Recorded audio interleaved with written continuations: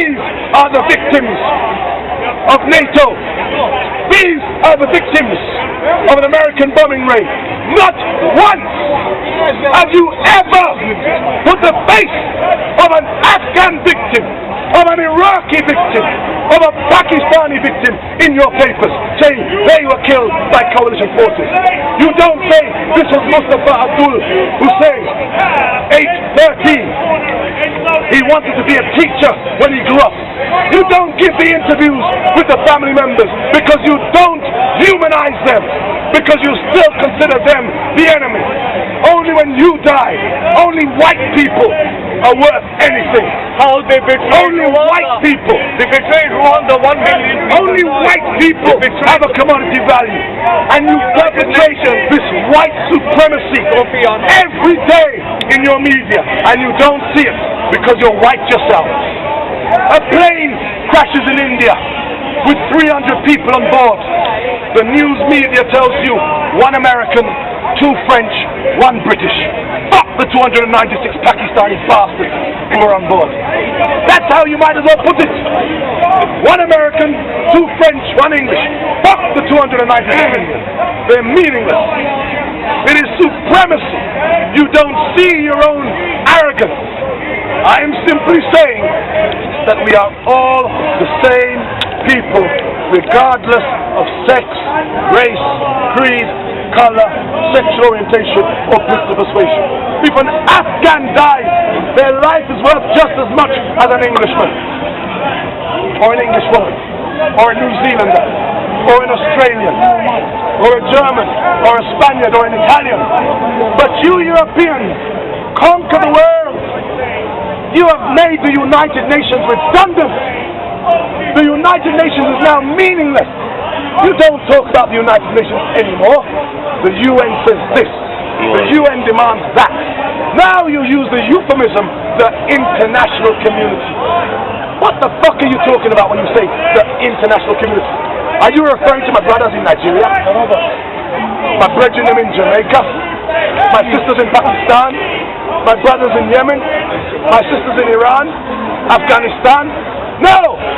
When you use the term, the international community says this, demand that, you mean America, Britain, France, Spain, Germany, Italy, New Zealand, Australia, Canada. You mean the white Western nations. That's who you mean. The fucking mafia. The mafia. It's criminal. You're Libya. What war? There isn't a war in Libya. It's a fucking mugging. It's a mugging. You are shaking Libya down. You are mugging the country. Why? Because Libya owns its own oil. Its oil is nationalized. Libya has its own banks. Contributing to Africa. The banks are owned by the Libyan people. You say we're going into Libya to save the Libyan people.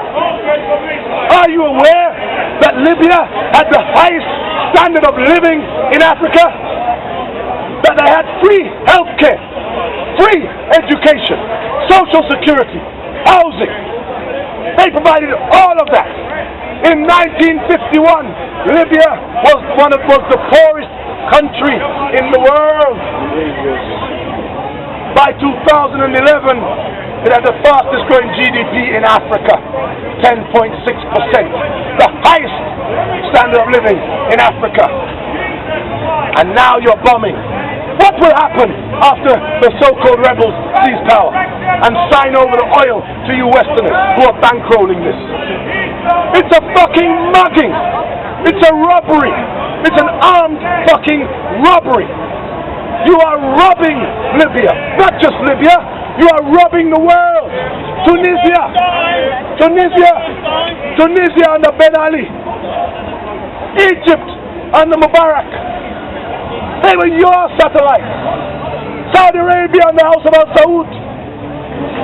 Kuwait. My friend, Qatar, Sheikh Ahmed bin Khalifa. Yemen. It doesn't matter where you go. And the people of North Africa, you Muslims, Arabs, you now believe we are free. You got rid of Ben Ali, but you are still a slave. You got rid of Mubarak, but your economy is still controlled by the U.S.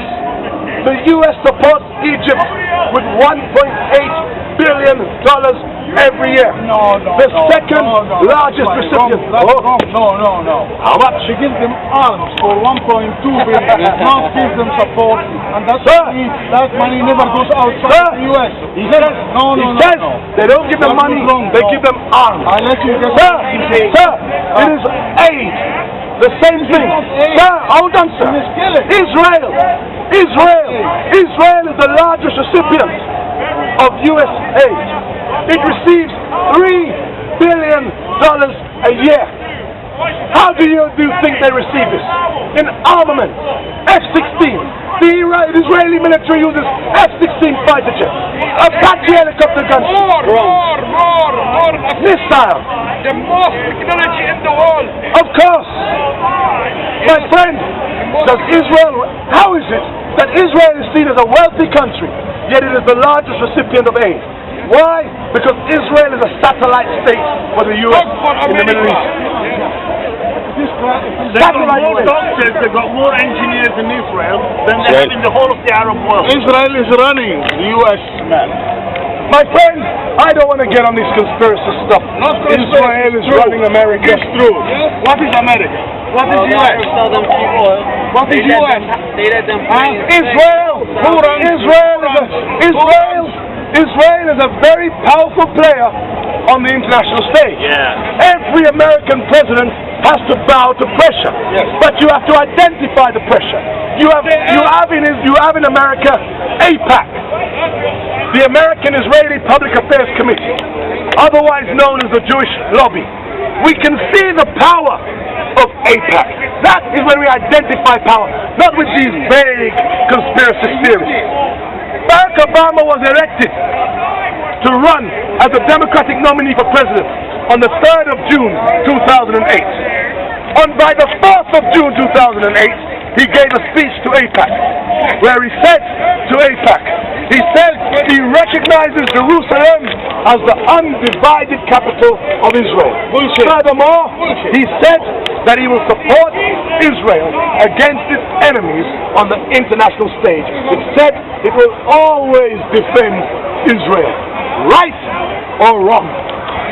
That was Barack Obama to AIPAC on the 4th of June, because he had to convince AIPAC that if he was elected, Obama is the most powered president in the world you would see. He's a puppet, that's if he was elected, America, he's finished. Barack Obama is a puppet. Barack Obama is a puppet. He's a Frankenstein monster.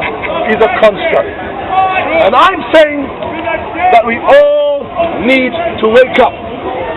We all need to challenge. Unfortunately, he smoked ganja as well. Do you know that? Well, Tony Blair smoked ganja too. Do you remember? They were against Gaddafi. And Tony Blair went to Libya and sat down in a tent with Colonel Gaddafi and smoked up the fucking marijuana challenge. Blair was getting blocked up. Everything. Blair was getting blocked up.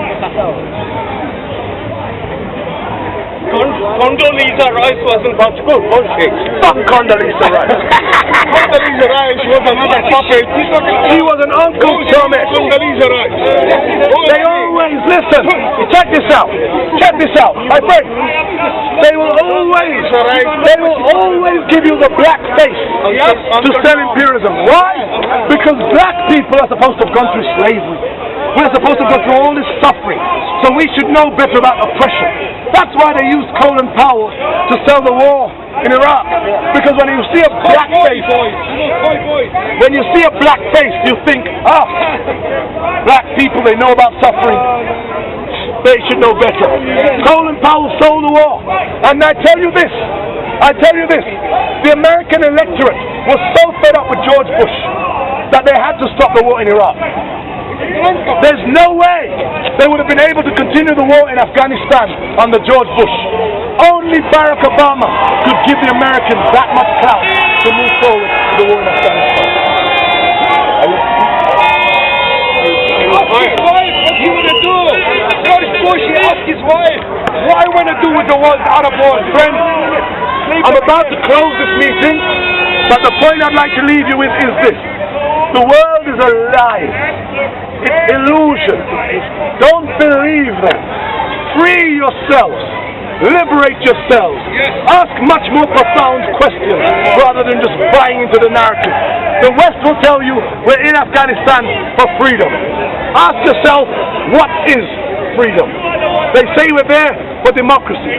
Ask yourselves, do you know what democracy means? What is democracy? Why they got We don't ask ourselves these questions. Why they got a